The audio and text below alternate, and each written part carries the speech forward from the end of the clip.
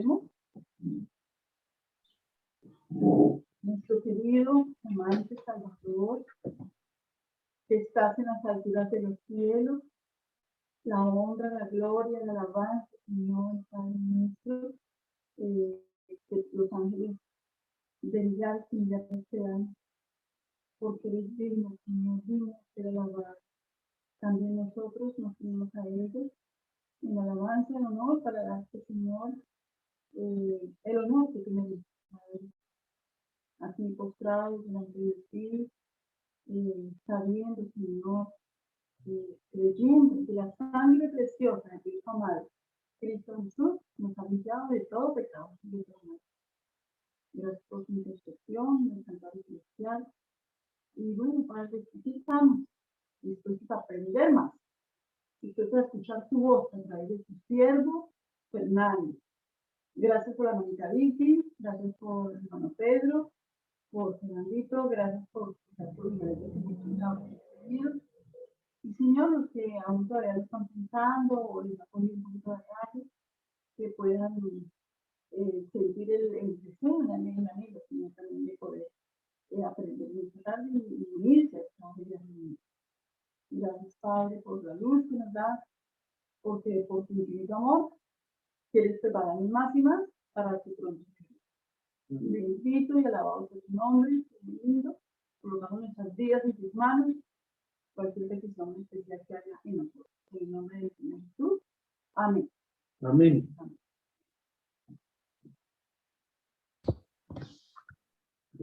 Amén. Bueno, ¿estamos listos? Bueno, agradezco a ustedes, a Dios también, porque nos permite reunirnos nuevamente en esta tarde de sábado. Y vamos a terminar el ciclo de estudio del santuario que nos sirvió o nos va a servir para lo que es la introducción y todo el estudio de las profecías de Daniel y de Apocalipsis. ¿Ustedes me escuchan bien, cierto? Sí. Bueno, entonces veo que algunos hermanos no pudieron estar, así que va a quedar la grabación. En este momento está siendo grabado. También para ustedes, si quieren mirar algunos detalles por ahí para complementar. Y también escucharlos, porque en la medida que participamos de estas charlas, van surgiendo nuevos conceptos que se integran, porque el Señor muestra el conocimiento así en forma repartida, y esto es lo lindo, cuando uno se une a estudiar, vemos que el conocimiento se integra, en la medida que uno puede unir todas las revelaciones que el Señor entrega a sus hijos. Entonces, por eso es importante que se deje un espacio para las preguntas y las observaciones. Bueno, como ya se oró, entonces ya sabemos que el Señor está presente con nosotros. Vamos a compartir pantalla. Voy a iniciar donde quedamos la vez pasada, que fue hace 2 semanas, porque el sábado pasado también tuvimos algún inconveniente y no lo pudimos hacer. Voy a compartir pantalla. A ver dónde la tengo.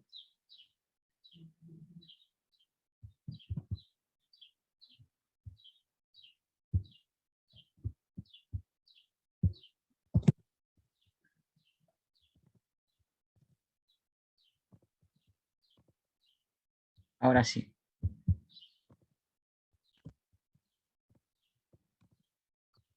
Bueno, nosotros que hemos quedado por aquí, vamos a repasar un poquito algunas cosas para entrar en contexto.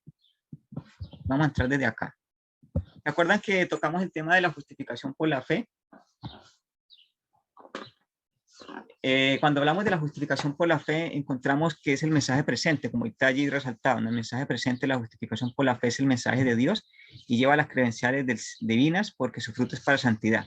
Entonces nosotros estudiamos, vamos a hacer un repaso, porque en la medida que repasamos vamos a entender lo que vamos a profundizar hoy, ¿cierto?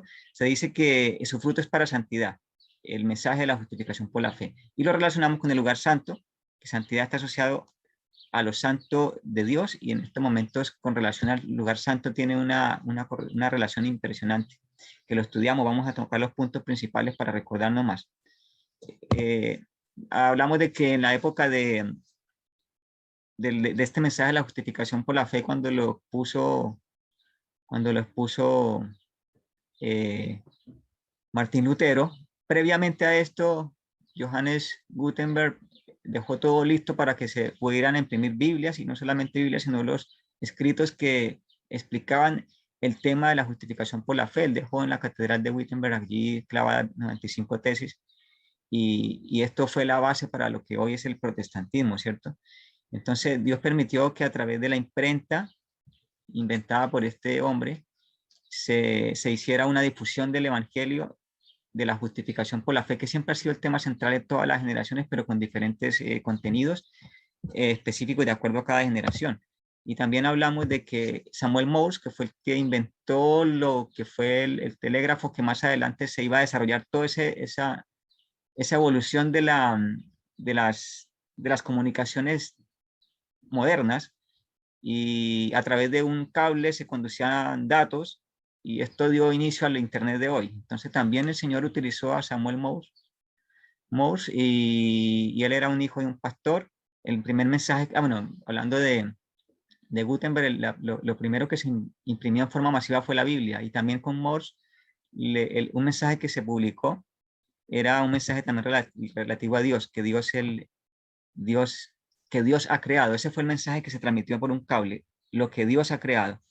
Y fue lo que dio inicio a lo que se iba a difundir en forma mundial, que era el mensaje de que Dios pasaba del lugar santo al lugar santísimo, también en el contexto de la justificación por la fe. Entonces siempre Dios ha utilizado medios masivos de comunicación. Entonces el hecho de que estemos estudiando hace utilidad de esa herramienta que el Señor permitió para la difusión del Evangelio. El Internet lo permite Dios para poder llegar a todo rincón, a toda nación, tribu, lengua y pueblo, ¿cierto? Ahora, sí, eso era el resumen. Ahora profundicemos un poco ese mensaje de la justificación por la fe, que su fruto es para santidad. Hablamos que la mesa de los panes, dice Jesús, santifícalos en tu palabra, en tu verdad, tu palabra es verdad, ¿cierto? Entonces la palabra de Dios, simbolizada allí por la mesa de los panes de la proposición, ayuda a la santificación, ¿cierto? Dice, santifícalos en tu verdad. Siempre vemos esa palabra santificación en estos tres pasajes que están allí en azul, ¿cierto? En el candelabro también se habla de santidad en primera de Pedro 2:9, porque dice que nosotros somos nación santa, pueblo adquirido por Dios, real sacerdocio, para que anunciemos las verdades que el Señor nos ha entregado, ¿cierto? Para un mundo que está en tinieblas. Entonces ahí encontramos que también somos nación santa. Ahí también está la palabra santidad. También hablamos en el altar del incienso, que era otro de los muebles del santuario, y en ese altar del incienso que simboliza la obra de Cristo y también nuestra obra, porque le seguimos, siempre seguimos al Cordero por donde quiera que va. Cristo hace la intercesión por nosotros, y a su vez nosotros también hacemos oraciones en el nombre de Jesús, intercediendo por personas que son nuestros seres queridos, que queremos que también estén allí disfrutando del reino de los cielos. Entonces, ese texto que está en Apocalipsis 8, 3 y 4 habla de que se mezcla el incienso con las oraciones de los santos. También está allí la palabra santidad. Entonces, los tres versículos hablan de santidad, y ahí se cumple lo que dice, que el fruto del mensaje de la justificación por la fe es para santidad, ¿cierto? Esto es como resumiendo un poco también lo de la vez pasada. Ahora hablamos, y me acuerdo que se lo mencioné y dije que iba a darle profundidad, era el tema de la justificación por la fe, que se da en dos fases, que es la justicia imputada y la injusticia impartida. Y aquí les tengo el texto base para ello, que es el mensaje para los jóvenes, página 32, dice: la justicia por la cual somos justificados es imputada, y la justicia por la cual somos santificados es impartida. Entonces, esas son las dos fases del proceso de la justificación por la fe. Primero se nos imputa una justicia, y después se nos imparte una justicia. La primera, o sea, la justicia imputada, es nuestro derecho al cielo. Todos tenemos derecho al cielo, ¿cierto? A través de la muerte de Cristo, todos podemos ser partícipes de esa invitación. A todos se nos invita a la cena de la boda del Cordero, ¿cierto? Todos tenemos una invitación, pero no todos reciben la justicia impartida, porque la justicia impartida es la que nos hace idóneos para el cielo, como lo dice allí. La segunda, o sea, la justicia impartida, nuestra idoneidad para el cielo. Nos da la idoneidad, nos hace aptos para estar allá, capacitados para estar en el cielo. Y esto se logra a través de todo el proceso de purificación y perfección que el Señor hace en cada uno de nosotros. Muchas veces encontramos en los textos de la señora White, de la hermana Elena de White, que ella habla como la justicia imputada, refiriéndose a toda la justicia. Entonces, hay que mirar el contexto en el cual ella está hablando, porque en algunas veces utiliza el término imputada para decir todo el proceso de justificación por la fe, incluyendo la impartida, pero en algunas ocasiones hace la distinción, como en este caso, y hace ver que la justicia imputada es cuando se nos entrega la invitación a todos, porque todos tenemos derecho a ir al cielo, pero no todos somos idóneos para estar en el cielo, ¿cierto? Ahora, la justicia imputada tiene que ver con nuestra estadía en el campamento, simbolizada por el campamento. ¿Se acuerdan que en medio del campamento estaba el santuario? Entonces Jesús primero vive una vida perfecta en el campamento y después entra al santuario, da su vida en el altar del sacrificio, resucita en el lavacro, entra al lugar santo y hoy está en el lugar santísimo, ¿cierto? El trabajo lo hizo por nosotros y por eso lo que hemos hecho hacia atrás, él se hace cargo de esa parte. Él muere por cada uno de nosotros y de ahí en adelante empieza a perfeccionarnos para ser idóneos para estar en el cielo. Por eso esa justicia imputada tiene que ver con la vida en el campamento, que nuestra vida en el campamento no ha sido la mejor. Cristo vive una vida perfecta en esta tierra, pero nosotros no. Entonces por eso el Señor nos imputa esa justicia, hacemos un intercambio y Él toma las culpas de nosotros, muere en la cruz y nos entrega su perfecta vida en esta tierra. Esos 33 años perfectos nos los entrega a nosotros, para que de ahí en adelante empecemos una vida con una página en blanco, ¿cierto? Por eso tiene que ver con el campamento de la justicia imputada. Y la justicia impartida tiene que ver con la relación en el santuario, ¿cierto? Ya entramos después de que se vive en el campamento, Cristo entra al santuario y da su vida en el altar del sacrificio. Entonces tiene que ver con el santuario y la justicia impartida. ¿Se entendió esa relación, cierto? Para entender lo que es la justicia imputada y la justicia impartida, porque en la medida que entramos al santuario, primero nosotros reconocemos a Cristo a través de las circunstancias que cada uno vive. Perdón que se me va a agotar la batería, voy a conectarlo. El computador.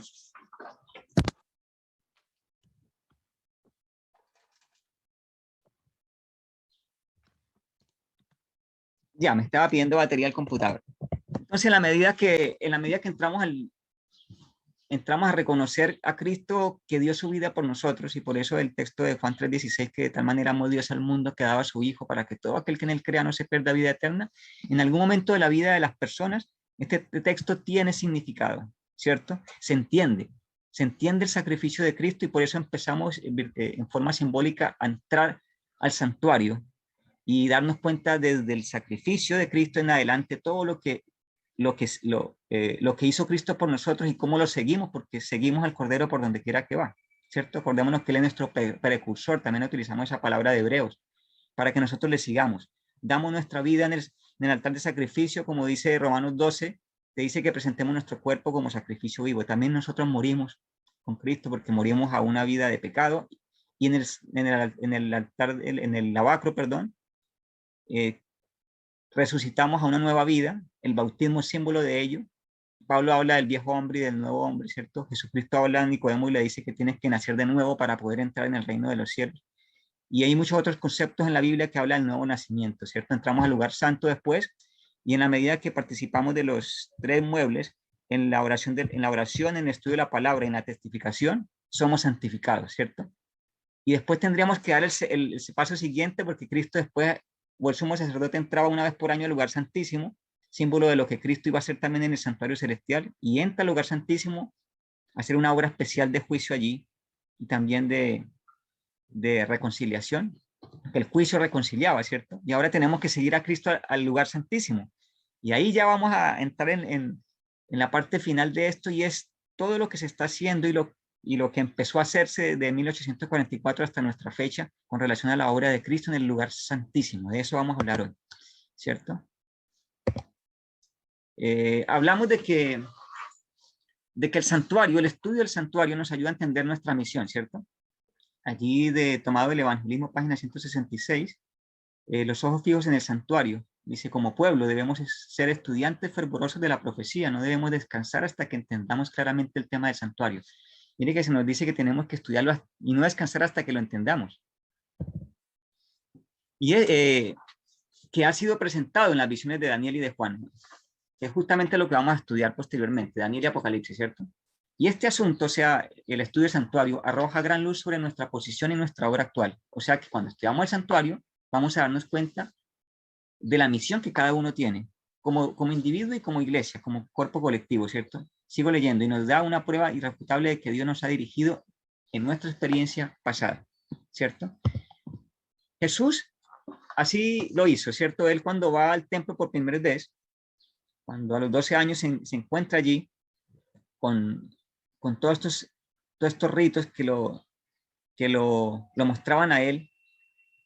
Voy a leerlo para que sea un poco más entendible. Él entiende su misión, un poco más de lo que lo entendía hasta ese momento. Dice, por primera vez el niño Jesús miraba al templo, veía a los sacerdotes de albos vestidos cumplir su solemne ministerio, contemplaba la sangrante víctima sobre el altar del sacrificio.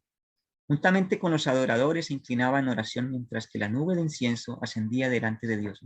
Presenciaba los impresionantes ritos del servicio pascual. Día tras día veía más claramente su significado. Todo acto parecía ligado con su propia vida. Se despertaban nuevos impulsos en él. Silencioso y absorto, parecía estar estudiando un gran problema. Y mire lo que dice ahí como finaliza. El misterio de su misión se estaba revelando al Salvador. Y esto se reveló en el contexto del análisis del santuario, porque en ese momento no era el santuario movible, sino que era el templo que después se reformó, se construyó mejor, ¿cierto? Y allí en ese templo él encuentra que con esta simbología y con el estudio de todos estos detalles de los ritos, había una misión que se le estaba revelando. Y así sucede con cada uno de nosotros, como lo vimos ya en el texto anterior, ¿cierto? Ahora, ampliarles un poco el concepto de lo que era los 12 años, porque es clave también los 12 años. A los 12 años, según el ritual de los judíos, se le llamaba al niño, o se le denominaba ahora hijo de Dios. Solo hasta los 12 años se le podía decir, colocar ese título de hijo de Dios, ¿cierto? Entonces, en la medida que nosotros contemplamos a Cristo, cuando después de que vivimos en el campamento, una vida que no ha sido la mejor, y contemplamos a Cristo en su sacrificio por nosotros, en la medida que entendemos esto, que está relacionado netamente con los símbolos del santuario, nosotros empezamos una novedad de vida, por eso nos bautizamos y por eso está simbolizado con el lavacro. Pero también, en la medida que conocemos estos detalles del sacrificio de Cristo y su obra en el santuario celestial, como pasa con Cristo, cuando contemplamos estos ritos y estas ceremonias que se cumplen en él, también empezamos a entender que tenemos una misión. Y si nosotros nos vamos al detalle de los libros de Moisés, nos damos cuenta que los que estaban oficiando allí en el santuario, si hacían un trabajo que no era el correspondiente al que se le había asignado, moría apedreado. Así que es delicado también porque muchas veces nosotros hacemos cosas que el Señor no nos ha pedido y pueden ser buenas en sí. Y ese es el principio que estaba Dios mostrando a través de esas leyes que Moisés estaba entregando al pueblo. Si encontraban a alguien que estaba haciendo algo que no le correspondía, descuidando su ministerio, moría. Entonces nos muestra esto, que el Señor tiene para cada uno un ministerio, una misión que cumplir, y que debemos de preocuparnos a la luz del santuario, en la medida que contemplamos a Cristo en el santuario, darnos cuenta con la seguridad que Él nos entrega de cuál es nuestra misión. Para algunos ha sido la misión del pastorado, para algunos ha sido los ministerios de ayuda social como ASA, para algunos ha sido el ministerio de las publicaciones, colportaje, para algunos ha sido la música y diferentes ministerios que van surgiendo, sobre todo en estas últimas generaciones, que hay diversidad de ministerios. Ahora, el tabernáculo es un símbolo de la iglesia cristiana. Dice allí que el tabernáculo judío, está resaltado, era un símbolo de la iglesia cristiana. No solamente simboliza a Cristo, también simboliza a la iglesia. Y ahí empezamos a entrar en un tema que es profundo, que es lindo y que es importante entenderlo, sobre todo en esta generación después de la pandemia, que han surgido muchas cosas. Hay muchos cambios en todo sentido, incluso también dentro de nuestra iglesia. Y si entendemos esto, pienso que el Señor nos tiene apercibidos para lo que va a venir. Dice allí que no solamente simboliza a Cristo el tabernáculo, sino también la iglesia. Y hay otros textos que, en la medida que yo les voy a compartir, que tengo una diapositiva grande que la he construido en todas estas charlas, que esta será la tercera, de este tema de Cristo como el camino al Padre. Les voy a compartir otros textos más donde hablan de que también el templo, porque después del tabernáculo se estableció un templo, ¿cierto? Un templo fijo con Salomón y después con Herodes. También simbolizan también hay textos que nos avalan de que simbolizan estos templos a la iglesia cristiana y a cada uno de nosotros también, porque también dice en Corintios que somos templo del Espíritu Santo. O sea, también simboliza no solamente la iglesia, sino a cada uno de nosotros, ¿cierto? Sigo leyendo. La iglesia en la tierra, compuesta por los que son fieles y leales a Dios, es el verdadero tabernáculo del cual es ministro el Redentor. Mire que utiliza los mismos términos de hebreo, que el Señor entró a oficiar en el santuario no hecho de mano de hombre, sino en aquel que fue hecho por Dios mismo. En esos mismos términos se habla de la iglesia, dice, del cual es ministro el Redentor. Dios y no el hombre levantó este tabernáculo, hablando del tabernáculo de la iglesia, ¿cierto? Sobre una plataforma alta y elevada. Este tabernáculo, que es la iglesia, ¿cierto? Es el cuerpo de Cristo. Y de norte a sur y este y oeste reúne a los que ayudarán a integrarlo. Un tabernáculo santo está formado por los que reciben a Cristo como a su Salvador personal. Cristo es el ministro del verdadero tabernáculo, el sumo sacerdote de todos los que creen en él como un Salvador personal. Ahora dejo de compartir pantalla porque tengo... Bueno, ¿cómo estamos hasta acá? Quiero escuchar algún hermano que pueda decir si hasta el momento todo está entendible o vamos muy rápido para poder dar continuidad a la parte que viene, que es la profundidad de la iglesia, cómo encaja en el tema del santuario y cómo es tan delicado y que es importante que lo tratemos en esta tarde, que posiblemente no tratemos todos los temas que tengo preparados, pero si me lo permiten, yo les elaboro un documento un poco más extenso para compartirlo después, con más textos para explicarles lo importante que es la iglesia de Dios organizada en el contexto del santuario. Pero hasta el momento estamos bien, ¿cierto? Bueno, entonces continuamos. Ahora, ¿por qué tan importante la iglesia? Porque yo les mencionaba acerca de todo lo que ha ocurrido en esta pandemia ha contribuido a que muchas personas se alejen de la congregación establecida en forma oficial.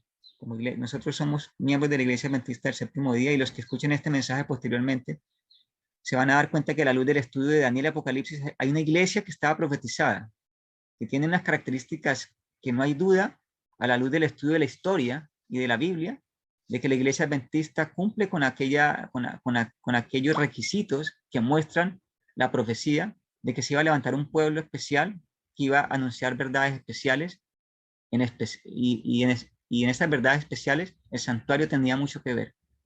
Tiene mucho que ver. De hecho, cuando nosotros somos establecidos como iglesia en el año en el siglo XIX, lo que da fundamento al inicio de la iglesia adventista fue el estudio del santuario, ¿cierto? Las profecías de Daniel, especialmente cuando se dice que el santuario iba a ser purificado. Y ahí en adelante empieza todo el escudriñamiento de la Biblia y da las bases para que se forme lo que hoy es la iglesia adventista a nivel mundial. Muchas veces cuesta decir esto, cuesta, digo, porque con el ánimo de no ofender a otra persona que no hace parte de nuestra congregación, por ejemplo, un protestante, un católico o alguna otra religión que no sea cristiana, muchas veces cuesta decir que tenemos la verdad. Posiblemente no demos un buen testimonio como iglesia, pero sí el Señor ha depositado la verdad en esta iglesia. Y nos cuesta decir eso por no ofender a las personas, ¿cierto? Y yo pienso que cuando es necesario hay que hablarlo con seguridad, ¿cierto? Cuando estudiamos las profecías nos vamos a dar cuenta de esos detalles, incluso en todo, en la geografía, en la historia, todo siempre llega al punto de que esta es una iglesia especial. En esa época, cerca de 1844, cuando el Señor entra al lugar santísimo a hacer expiación, limpieza, reconciliación, había muchas otras doctrinas que estaban formándose también, estaban tratando de opacar el mensaje de esa época. Y ustedes se dan cuenta, si estudian la historia, de que muchas de las iglesias protestantes de hoy, o sea, de las más fuertes, eso sí, de las más fuertes, nacen también por esa época, con otro mensaje diferente. Pero la única que estaba hablando de lo que estaba sucediendo en el cielo, de la obra que estaba empezando Cristo a hacer en el lugar santísimo, fue esta iglesia. ¿Cierto? Se sientan las bases para el espiritismo moderno, surgen otras denominaciones que no quiero nombrarlas para no ser ofensivo, posiblemente algunas personas que escuchen este video, pero muchas de aquellas denominaciones que hoy son fuertes a nivel mundial también nacen por esa misma época, pero su tema central en esa generación era otro, bien diferente a lo que estaba haciendo Cristo en ese momento en el santuario celestial, ¿cierto? Yo sé que hay muchos sinceros allí y vamos a estudiar más adelante, espero que el tiempo nos alcance, para mostrarles de que la mayoría del pueblo de Dios no está en la iglesia adventista, está afuera, solamente que no han entendido este mensaje. Después van a entenderlo y van a entrar a unirse con nosotros. pero la mayoría está por fuera. También hay textos que lo dicen, de que los que estamos aquí reunidos a nivel mundial, cada sábado, ¿cierto? Miembros de Iglesia Adventista, hoy en la comodidad en la cual nos reunimos, hay mucha multitud mixta que va a salir en el zarandeo y van a quedar unos poquitos nomás. Y gran parte de todas las otras denominaciones, de esa gente sincera que está allá, va a entender esto que hoy nosotros entendemos y va a integrar el pueblo que va a estar en pie ante la venida segunda de nuestro Señor Jesús. Ahora quiero compartirle en ese contexto de la iglesia lo importante que es no dejar de congregarnos y lo importante que es el zarandeo en este tema del santuario. Voy a ir primero a la importancia de la iglesia y la congregación, porque muchas veces al encontrar a los líderes, yo les hablaba un mal testimonio, muchas veces hemos encontrado un testimonio negativo de los líderes de nuestra iglesia y mucha gente se toma de allí, se aferra de allí para separarse. Decir que la iglesia entró en apostasía y que en las grandes élites de nuestra organización se están haciendo cosas inadecuadas, entonces empiezan a criticar y a tomar decisiones equivocadas y a salirse. Y en la medida que se salen, pierden muchos beneficios. Y finalmente, esos beneficios, uno de los mayores beneficios es la vida eterna. En la medida que nos unimos a criticar y a juzgar a la iglesia, nos unimos con Satanás porque es el acusador de nuestros hermanos. Pero quiero hablarle con algunos textos, quiero compartir otra presentación que tengo por aquí. Ya la tengo abierta, la voy a compartir. Compartir pantalla.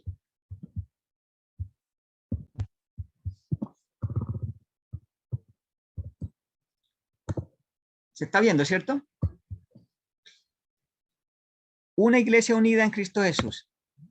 Primero que todo, para avanzar, ustedes conocen bastante este texto, que es 1 Corintios 12, 12 al 14, que habla de que somos un cuerpo y que allí se compara de que están griegos, esclavos, libres, todos, ¿cierto? Y de hecho todo el capítulo 12 habla de que somos el cuerpo y Cristo es la cabeza. Algunos pueden ser una mano, un pie, una cabeza, pero todos finalmente integramos el cuerpo de Cristo. Entonces, al desechar a la iglesia, desechamos a Cristo mismo porque somos el cuerpo de Cristo. Cristo no es solo la cabeza, Él tiene un cuerpo completo, que es su iglesia. El primer tomo de Joyas de los Testimonios, página 445, dice así: Dios está conduciendo a un pueblo para que se coloque en perfecta unidad sobre la plataforma de la verdad eterna. La oración de Cristo, precisamente antes de su crucifixión, pedía que sus discípulos fuesen uno como Él era uno con el Padre, para que el mundo creyese que el Padre lo había enviado. Así que el mundo va a creer a través de su iglesia, no de individuos, ¿cierto? No de una iglesia esparcida sin estar integrada, sino que el mundo va a conocer de Dios a través de su iglesia, una iglesia que está unida. Porque muchas veces la gente dice la salvación es individual y si yo no me congrego, igual tengo mi conexión con el cielo. Y está bien que lo diga, pero cuando se habla del contexto de misión y el contexto de lo que son los eventos finales, el Señor va a trabajar con su iglesia como un cuerpo organizado. Dice allí en la página 446, que es la página siguiente: la relación con la iglesia no ha de ser tomada a la ligera. Sin embargo, cuando algunos que profesan seguir a Cristo se ven contrariados o cuando su voz no ejerce influencia dominante que les parece merecer, amenazan con abandonar la iglesia. En verdad, al abandonar la iglesia, ellos serán los que más sufrirán porque al retirarse de su esfera de influencia, se someten plenamente a las tentaciones del mundo. Y yo he visto esto en muchos de los que fueron miembros de iglesia y que hoy no están. Nosotros, con algunos de los que están presentes en esta reunión, somos colombianos y en Colombia hay bastantes movimientos disidentes que atacan a la iglesia, a la organización oficial, y muchos de ellos finalmente con el correr de los años se vuelven al mundo, no creen después en nada. Y se cumple lo que dice aquí. Dice que se someten después plenamente a las tentaciones del mundo. Ese es el fin de la gente que critica a la iglesia y se sale, pensando que solos pueden hacer las cosas bien. Finalmente el mundo los atrae y ya no creen después en nada. Interés por la iglesia, dice allí la misma página. Todo creyente debe ser sincero en su unión con la iglesia. La prosperidad de ella debe ser su primer interés. Y a menos que se sienta la obligación sagrada de lograr que su relación con la iglesia sea un beneficio para ella, en lugar de su preferencia a sí misma, la iglesia lo pasará mejor, mucho mejor sin él. Tremendo, fuerte el texto, pero muchas veces es mejor que esa persona salga porque genera una influencia negativa dentro de la congregación. Muchas veces ha despreciado la voz del Espíritu Santo y ya ha cometido el pecado imperdonable alguno de ellos. Y ya lo mejor es que esa persona no participe de nosotros, pero eso lo hará el Señor, no nosotros. No nos corresponde a nosotros identificar quién es cizaña y quién es trigo. Este trabajo lo hace el Señor mismo. Él es el único que está capacitado de poder limpiar la iglesia. El mismo libro, pero diferente, la página siguiente dice, si el mundo ve que existe perfecta armonía en la iglesia de Dios, será para este una poderosa evidencia a favor de la religión cristiana. ¿Por qué el enemigo se ha enfocado en crear disensión en nuestra iglesia adventista del séptimo día? Porque él sabe que cuando hay desunión, se frustra el plan de Dios. Por eso vuelvo a leerlo detenidamente. Dice, si el mundo ve, que existe perfecta armonía en la iglesia de Dios, será para este una poderosa evidencia a favor de la religión cristiana. Por eso hay tanta gente que está en posiciones diferentes, por eso hay tanta diversidad de interpretación. Por eso algunos dicen una cosa y otros dicen otra cosa, porque el enemigo se ha encargado de esto, de crear disensión entre nosotros. Estamos esperando el descenso del Espíritu Santo en la lluvia tardía, ¿cierto? Y es una necesidad y estamos orando por esto, en forma diaria. Es una necesidad para poder terminar la obra y para de una vez por todas ver a nuestro Rey venir en gloria, ¿cierto? Y para que suceda el descenso del Espíritu Santo en la lluvia tardía, tiene que darse en forma colectiva. Cuando estaban los discípulos en el aposento alto, estaban unidos unánime. En forma unánime estaban allí en oración, en estudio, repasando sus corazones a ver qué había allí dentro de ellos. Y después, cuando estaba la condición ideal, desciende el Espíritu Santo en forma colectiva. Eso va a ser así también ahora en la fase final. Comparto la pantalla, ahora sí. Dice allí, Testimonio para los ministros, página 508. Las convocaciones de la iglesia, tales como las asambleas generales, las reuniones de la iglesia local y todas las oportunidades en que se trabaja personalmente por las almas, son las ocasiones señaladas por Dios para dar la lluvia temprana y la tardía. Entonces, muchas veces nosotros nos perdemos de oportunidades importantes por no congregarnos. Podemos perder el privilegio de recibir la lluvia tardía. Voy a dejar de compartir otra vez, porque está claro, está bien específico, ¿cierto? Podemos perder el privilegio de recibir la lluvia tardía al dejar de congregarnos. Es un texto que no se presta para mala interpretación, está clarito. Ahora, Fernando, teniendo en cuenta lo que dice la hermana Teresina. Sí, hermana Marlene, ¿qué iba a decir? no, es que yo iba a aportar de lo mismo ahí, porque Ya. como dice que nosotros tenemos que congregarnos. Nosotros, el único ejemplo que nosotros nos queda aquí, que es como cristiano, es seguir a Cristo. Sí.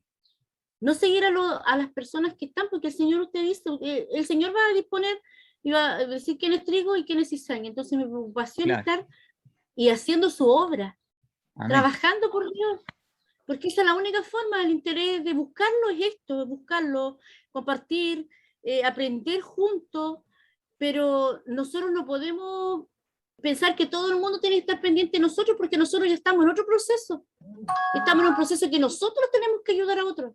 Sí, entonces yo no quiero decir nada, pero ese es lo que dijo usted, está muy claro. Nosotros tenemos que estar dentro del brasero, porque si nosotros lo apartamos por nuestros pensamientos, porque lo que nosotros creemos, se va a enfriar.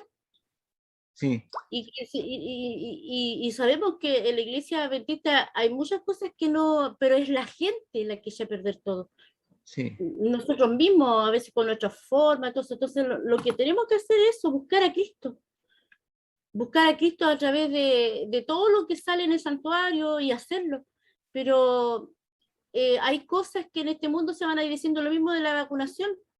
Yo me vacuné porque era algo colectivo, pero yo me vacuné ahí, pero yo no voy a hacer lo que hacen otras cosas que hace el mundo.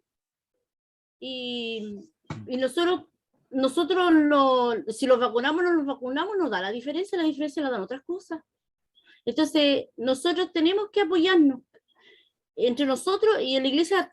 Bueno, en mi iglesia mía, uno se tiene que hacer amigos también de personas, entonces compartir, siempre estar con esas personas, pero trabajar por otro. Y esa es la única forma de crecer y no enrollarse en los problemas que tiene uno. Porque si fuera por los problemas que tiene uno, yo por lo mismo, yo tengo hartos problemas, pero sigo adelante. Y si estoy aprendiendo aquí es porque quiero aprender más. para poder saber más, mejor y poderle decir a otros y poder estar segura de las cosas que en la Biblia salen, compartiendo con otras cosas, cosas que uno la tenía por conocida y que nos damos cuenta que no es tan conocida, no lo sabemos bien. Entonces yo estoy contenta de estar en este grupo, pero también eso quería decir, que nosotros tenemos que estar en la iglesia adventista, aunque la iglesia adventista tenga sus imperfecciones, pero acuérdense que la iglesia adventista es la iglesia de la profecía. Sí. Gracias, hermana Marlene. Con relación a este tema muy, muy interesante y muy necesario que se converse, y si nos da para conversarlo en 2 o 3 sesiones más, pienso que hay que hacerlo, porque si no tenemos esta base, no vamos a estar unidos en la interpretación de las profecías. Entonces yo considero que es importante que lo terminemos bien hoy, en la medida que vamos entendiendo en forma común los textos que estamos exponiendo. Y para continuar un poco con el sentir de la hermana Teresina, yo quiero mencionar, ya le doy la palabra a Pedrito, quiero mencionar a Cristo. Cristo, cuando estaba en la cruz del Calvario, dice la Escritura que todos se fueron, incluso los más cercanos, quedó solo. Pero a través de esos mismos 12, el Señor hizo la obra de sentar las bases para el cristianismo. Los 12, primero con Judas, ¿cierto? Y después los otros 11 lo dejaron solo en el Calvario. Pero a pesar de que quedó Cristo solito nomás, surge la iglesia. ¿De dónde salió? El Señor hizo un tremendo milagro de restauración en aquellos 12. Pedro lo negó. Todos los 12 discípulos era de lo más degradado de la sociedad, posiblemente, ¿cierto?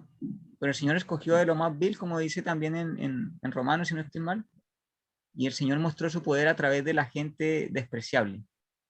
Y en el Deuteronomio también dice, si no estoy mal, en Deuteronomio o Éxodo, dice que el Señor no nos escogió a nosotros por ser el mejor pueblo, sino porque Él quería limpiar su nombre en todo el mundo, no solamente en este mundo, sino en todo el universo incluso, limpiar su nombre. Él quería limpiar su nombre y lo iba a hacer de la mejor forma que Él lo sabía hacer, colocando el caso más complicado, la gente más complicada, la gente más degradada, restaurarla. Y el Señor va a restaurar a la iglesia de las 7 iglesias que están en el Apocalipsis, la más degradada, la única que no recibe elogio, es la iglesia de la Odisea. Y esto está profetizado en Apocalipsis. Entonces, entender de que esto ya estaba profetizado, hermano.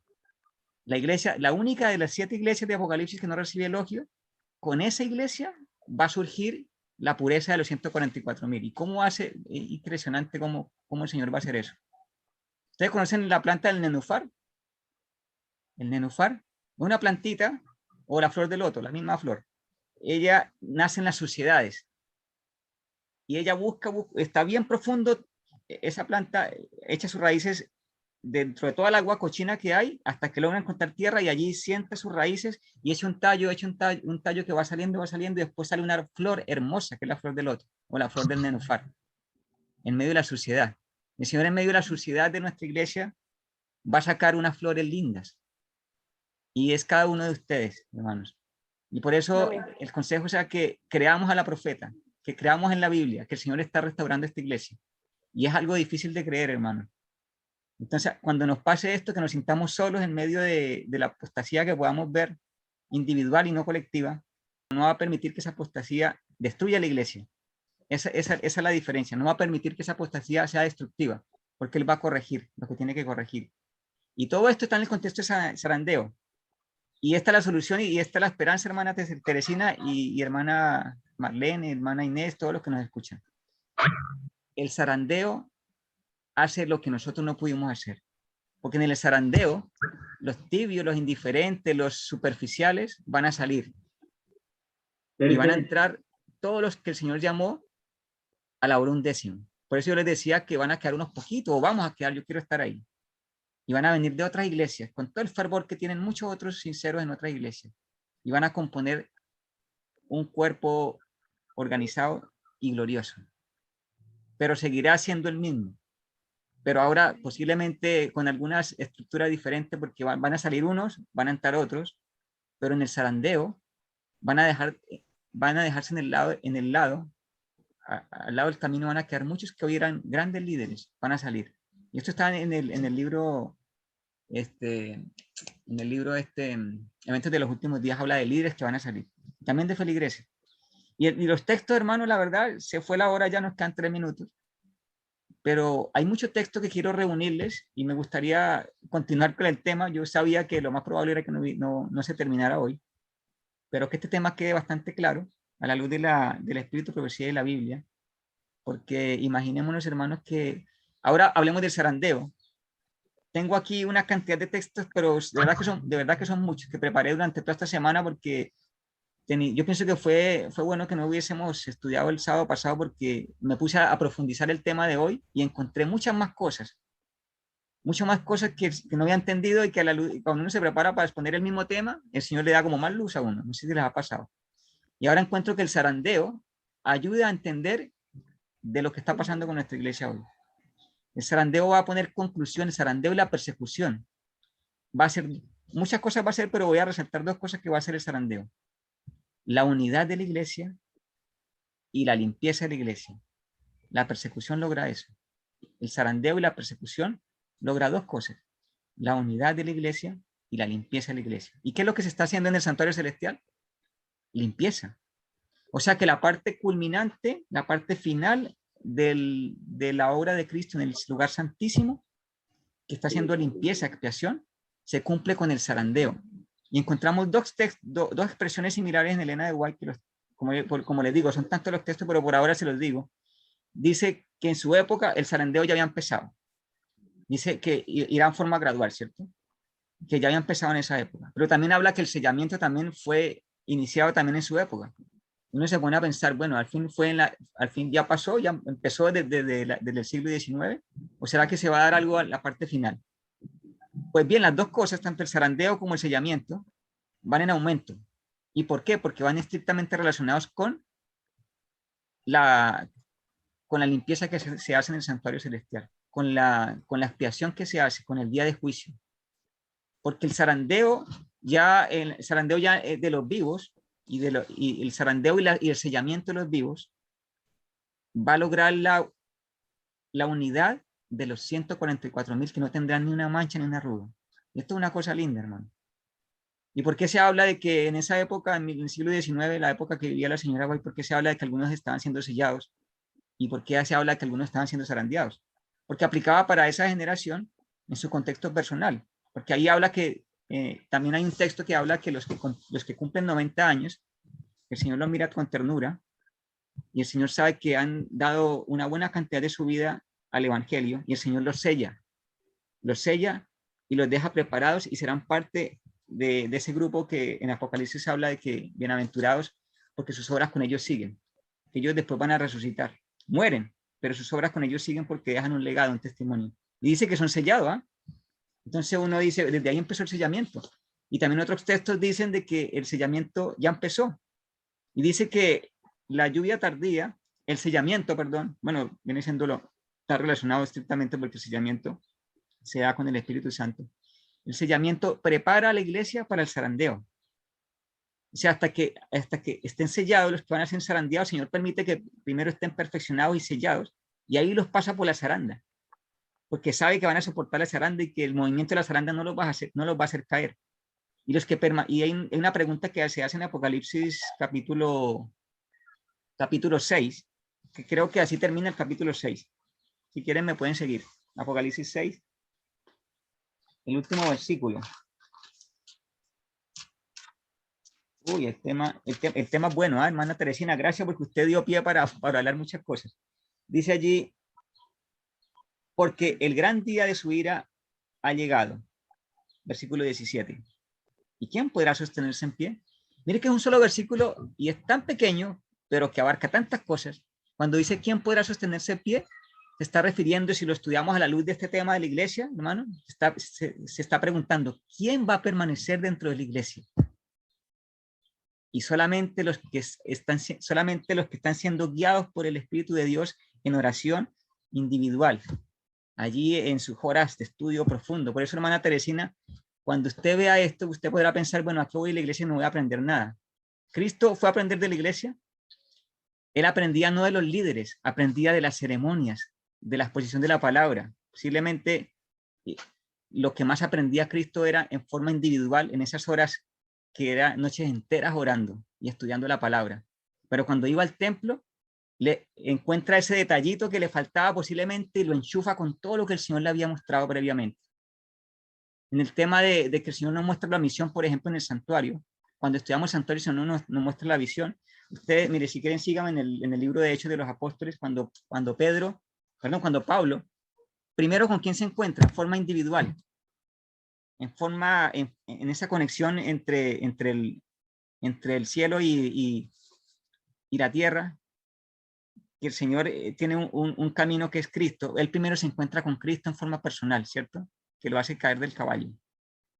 Y síganme ahí en Hechos capítulo 9. Aquí me van surgiendo algunos textos que me acuerdo. Hechos 9. Dice, Hechos 9:11, dice, y el Señor le dijo, levántate y ve a la calle que se llama a la derecha y busca, no, ese no es, perdón. El capítulo 9, versículo 6 dice, y él temblando y temeroso le dijo, Señor, ¿qué quieres que yo haga? Porque Jesús le dice que lo estaba persiguiendo, ¿cierto? En la persona de sus santos. Entonces, Pablo tembloroso, dice el versículo 6, dijo, Señor, ¿qué quieres que yo haga? O sea, le está preguntando su misión. Y el Señor, ¿qué le dijo? Levántate y entra a la ciudad y se te dirá lo que debes de hacer. ¿Quién le decía la misión? Y Cristo mismo se la pudo haber dicho, pero no se la dijo. Dijo, ve a la ciudad y allá con los hermanos se te va a decir lo que tienes que hacer. O sea, ve allá acuérdese que el santuario es símbolo de la iglesia. O sea, en la iglesia se le iba a decir lo que él tenía que hacer, cuál era su misión, los detalles de su misión. ¿Cierto? Porque el Señor mismo, ¿por qué no empleó ahí la oportunidad para hablarle a Pablo? No, él dijo, vaya con la iglesia. ¿Y por qué lo hace el Señor así? Uy, hermano, el tema es tan amplio que hay tantas cosas que quisiera decir, porque la iglesia es un símbolo, tiene que ser un símbolo del cielo.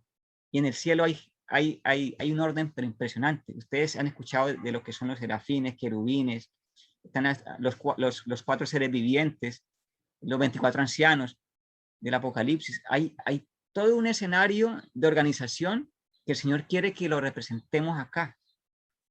Y si hoy no lo estamos haciendo, tranquilos, hermanos, porque el zarandeo, cuando empiece a moverse la zaranda con más fuerza, va a salir todo lo que tiene que salir. Y el Señor quiere que nosotros estemos allí. Quiere sellarnos para después permitirnos pasar por la zaranda. Y junto con los obreros de la hora undécima, vamos a terminar en poco tiempo la predicación del Evangelio porque será con poder. Dice que el Apocalipsis 18, que la tierra será llena de la gloria de este ángel que baja y ayuda a la proclamación del mensaje del tercer ángel. Nosotros vivimos en un contexto donde hay una iglesia que está oficialmente establecida.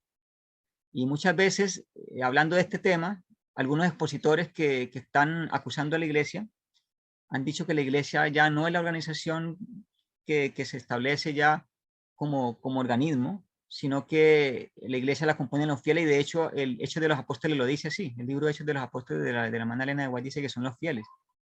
Sin embargo, hay que unir todos los textos que hablan del tema para poder entender que en este contexto en el cual vivimos hoy, hay una iglesia organizada y está establecida.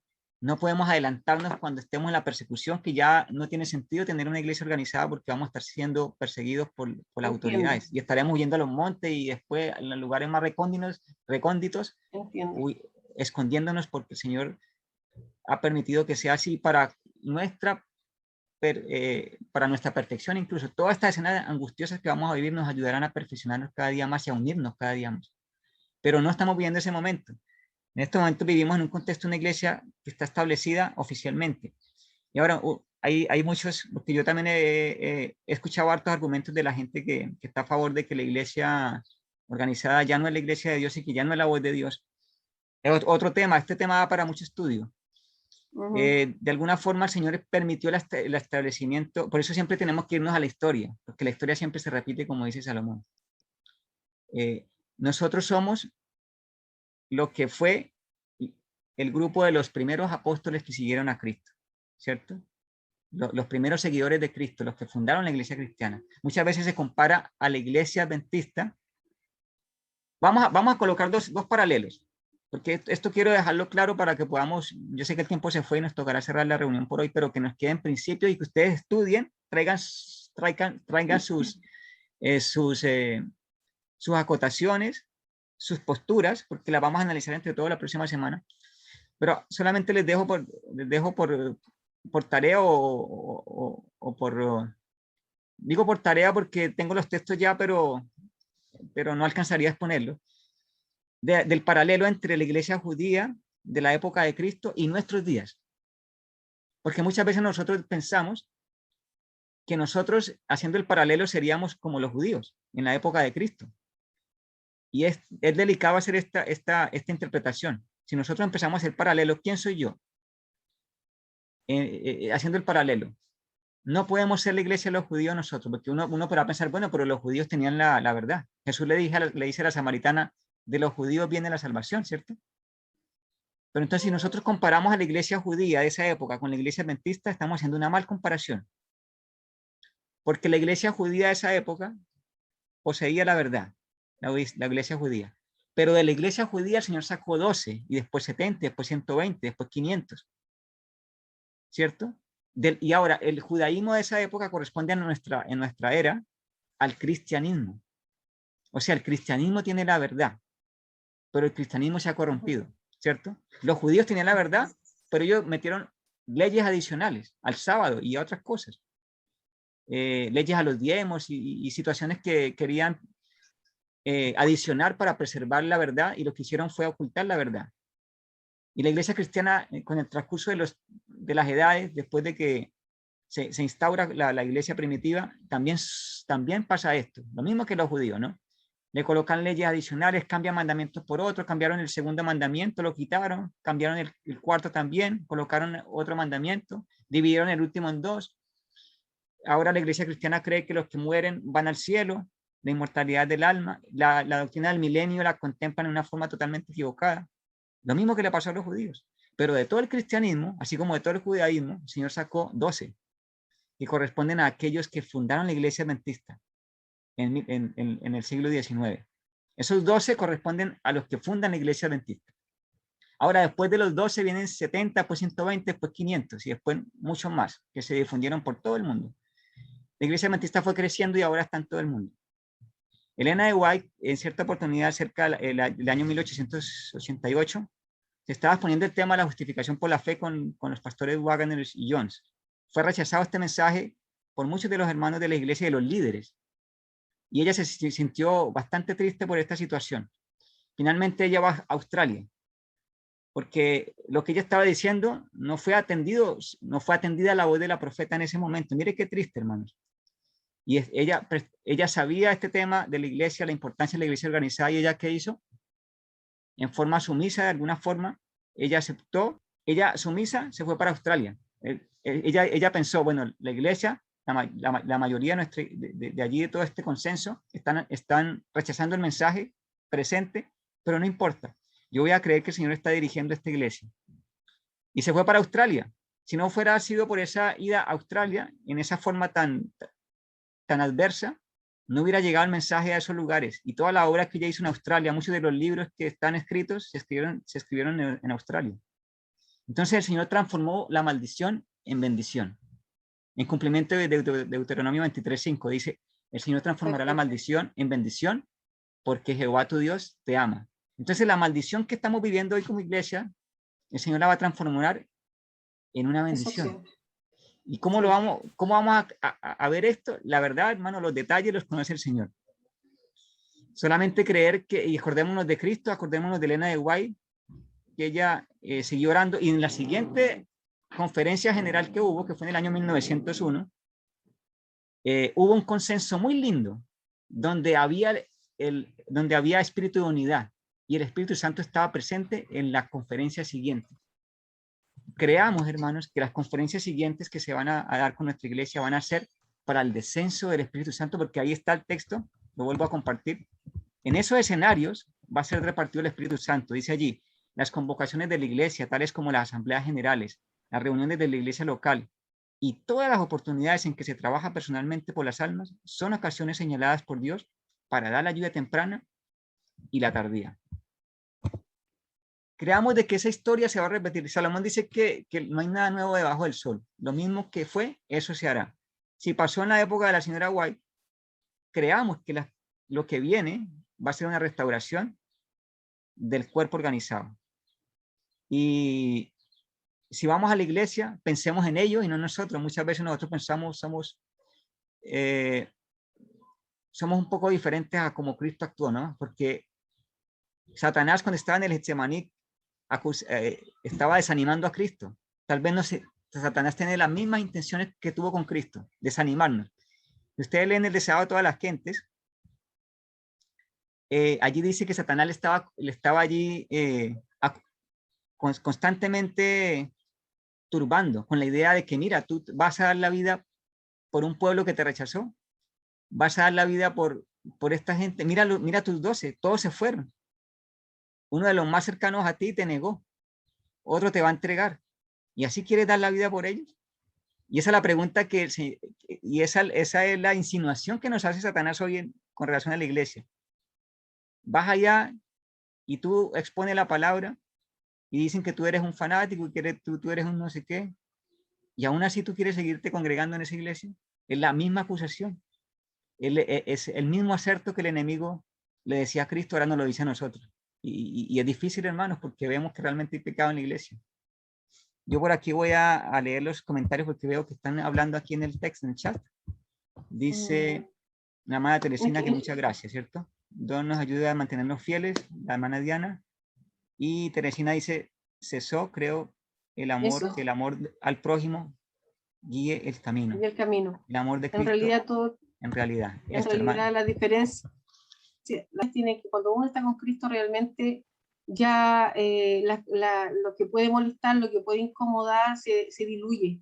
Sí. Se diluye. Entonces, finalmente el asunto no es huir, sino el asunto es alimentarte de Cristo y las imperfecciones, sí, quedarse ahí y el Señor sabe lo que hace. Esa es la conclusión a la cual tiendo a llegar. Es la única salida y la única respuesta. Sí. Hermana Teresina, y acuérdese cada vez que usted va a la iglesia, acuérdese cada vez que usted se congrega que Cristo se alimentaba de su Padre Celestial horas y por lo general era en la noche, porque en el día él estaba haciendo otras cosas y no tenía la capacidad de concentración que tenía en la madrugada. Entonces, acuérdese de eso, acuérdese que usted puede ser la luz que un hermano que está en tiniebla necesita. Acuérdese que usted puede ser esa luz de ese candelero que puede iluminar para la santificación a muchos hermanos que posiblemente en el momento no la acepten, posiblemente en el momento no crean y le rebatan un poco lo que usted está exponiendo. Acuérdese que Cristo también pasó por esta situación. Pero finalmente los discípulos, dicen en el libro Hechos de los Apóstoles de la señora Elena de White, dice que después a los apóstoles, cuando reciben el Espíritu Santo, para ellos era tan triste haber rechazado a Cristo, no haberle entendido cada vez que les hablaba. Dice que le gustaría como devolverse, voy a decirlo en mis palabras, para parafrasear un poco, dice que le gustaría como repetir la historia para prestarle atención a lo que Cristo les decía, y que en esa época ellos no, como que estaban pensando en otra cosa, en quién iba a ser el mejor, en el reino que iba a establecerse con él como rey. Estaban como totalmente descolocados. Ellos como que se desconocían cuando reciben el Espíritu Santo. Pero ¿cómo yo estaba tan dormido? Ellos después como que se acusaban a sí mismos. No acusaban a la iglesia, se acusaban a sí mismos después. Termino con esto. Isaías tiene una visión del santuario también. A ver si la encuentro, parece que es capítulo 6. Isaías capítulo 6. Sí. Quiero terminar con Isaías capítulo 6. Ustedes síganme ahí en su Biblia. Dice capítulo 6, versículo 1. En el año que murió el rey Usías, vi yo al Señor sentado sobre un trono alto y sublime. Mire, tiene una visión del santuario. Y el borde de su vestidura llenaba el templo. Por encima de él había serafines. Cada uno tenía 6 alas, con 2 cubría sus rostros y con 2 cubrían sus pies y con 2 volaban. Y el uno al otro daba voces diciendo: Santo, santo, santo Jehová de los ejércitos, toda la tierra está llena de su gloria. y los quiciales de las puertas se estremecieron con la voz del que clamaba, y la casa se llenó de humo. Entonces dije, ay de mí, Señor, que soy muerto, porque siendo hombre inmundo de labios y habitando en medio de pueblo que tiene labios inmundos, han visto mis ojos al Rey, Jehová de los ejércitos. Voy a terminar ahí.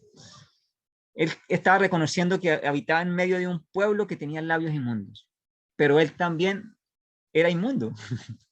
Ay de mí. Estaban ante el trono, y así tenemos que estar nosotros en el santuario celestial, allá en el lugar santísimo, por fe. Tenemos que tener esa reverencia. Yo sé que cada uno de nosotros de alguna forma la siente, una reverencia cuando estudiamos estos temas. La verdad, expuse como un 30% de lo que tenía preparado porque el tema se fue por otro lado, que era un tema que si se dio, me gusta que se dé por este lado, que yo quería tocar en forma acotada. Vamos a tratarlo en forma gruesa, y para mí mucho mejor, porque queda más definido, queda más explicado y queda mejor sustentado también con todos los textos que pensaba omitir, pero pienso que los voy a traer a colación el próximo encuentro, porque hay textos Muchas del gracias. Espíritu de Profecía, pero muchos que los asociamos ahora con el zarandeo, porque acordémonos que el zarandeo limpia la iglesia. O sea, el zarandeo es la herramienta que el Señor tiene para hacer juicio en el lugar santísimo, porque allí se limpiaban, cada año se quitaba esa cortina antigua, ponían una nueva, que está llena de sangre, y todo esto en forma real, en forma ahora no simbólica, sino real. El Señor hace todo esto con el zarandeo. Y el zarandeo, ¿qué lo motiva? ¿Qué es lo que hace que el pueblo sea zarandeado? El testimonio directo del testigo fiel, de Apocalipsis capítulo número 3, ¿cierto? Eso era, hermanas y hermanos. Este tiempo del fin, yo pienso que necesitamos sermones de esta categoría, de esta calidad, ¿me entiendes?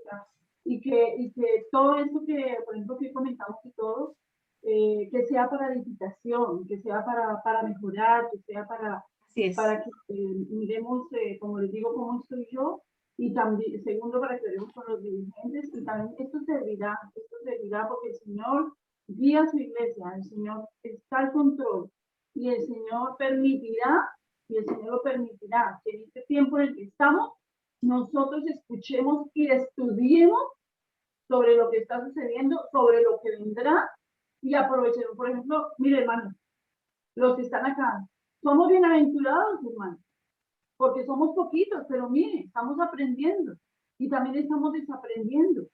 Entonces, pues, hoy yo me siento agradecida con el Señor de haber escuchado lo que hoy escuché. Los que no pudieron, o bueno, están durmiendo, qué sé yo, ahí sí cada uno, pues se lo pierden. Es lo mismo que si yo voy a un culto, si no voy a un culto, pues el que va o el que no va. Mire, ¿qué día yo no sé si está ahí la hermanita Inés? Éramos las 2 en un culto del miércoles, pero no importa, el otro miércoles seguimos. Sí, entonces pues es seguir adelante y cada uno también tenemos que hacer nuestra parte y estudiar nosotros también por nuestra parte. Amén. Amén. Gracias, hermana Gilma. Entonces, mire, hermano, les dejo introducido el tema la próxima semana para que si quieren lo van estudiando ustedes por su cuenta. Vamos a estudiar ya específicamente de lo que hay en el santuario, en el lugar santísimo, que es el arca. En relación con este tema, el arca del pacto contiene 3 cosas: los 10 mandamientos, un potecito de maná, ¿cierto? Con maná, y la vara de Aarón. Los tres están relacionados con la iglesia. Y más la vara de Aarón bueno, no, yo pienso que los 3, pero quiero hacer la profundidad con la vara de Aarón. Entonces vamos entendiendo que en el lugar santísimo la iglesia es fundamental en este estudio.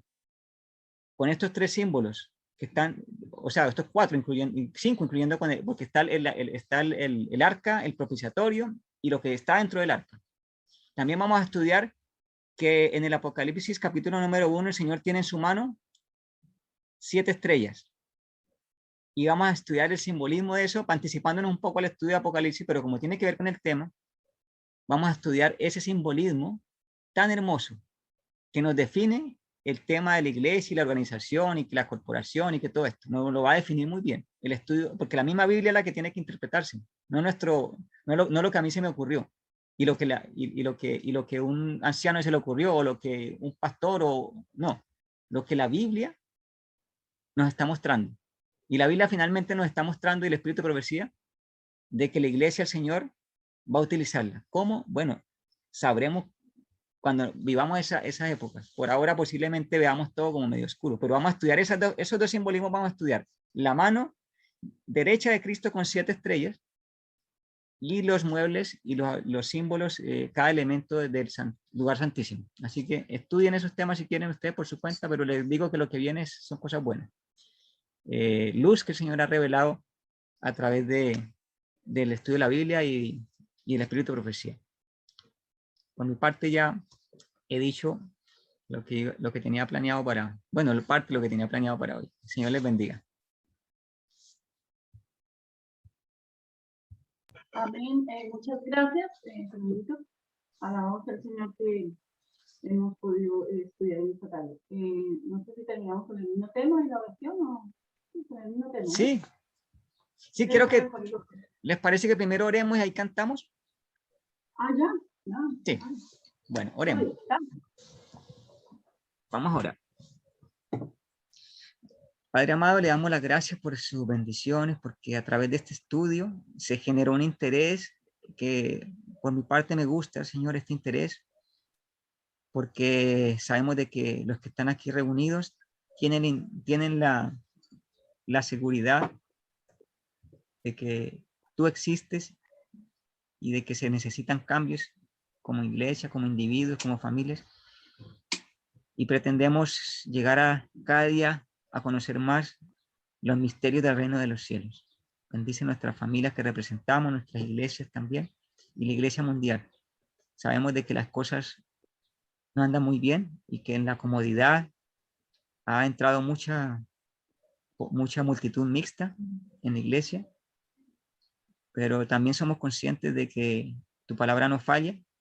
De hecho, a Cristo se le conoce como el amén, porque lo que dice se cumple siempre, y Jesucristo está sosteniendo en su mano derecha 7 estrellas. Vamos a estudiar eso el próximo sábado, que tú sostienes a tu iglesia y a los líderes de la iglesia específicamente. Señor, es algo que posiblemente no entendemos, porque al ver ciertas situaciones nos descorazonamos, pero somos una iglesia que se mantiene por la fe de Jesús y por la fe en el ministerio de Cristo en el santuario celestial. Creemos de que seremos purificados, limpiados, y cualquier mancha que haya, tú tienes la capacidad de limpiarla, porque eres excelente en este trabajo. Nosotros, Señor, pretendiendo limpiar a la iglesia, nosotros lo que hacemos es ensuciarla más, Señor, así que le pedimos perdón también cuando nos hemos equivocado en la manera que hemos actuado. Te pido que nos des una tarde, lo que queda este sábado, una tarde linda, que podamos reposar cada sábado como debe ser, que este día realmente sea un deleite, que podamos descansar y hacer lo que a usted le agrada en este día. Que no nos llenemos muchas veces de tanto compromiso por aquí y por allá que nos impide conectarnos con el cielo, sino que podamos tener esa paz en la mente para poder escuchar la voz del Espíritu Santo. Confiamos en tus respuestas, oramos en el nombre de Jesús. Amén. Amén. Ya.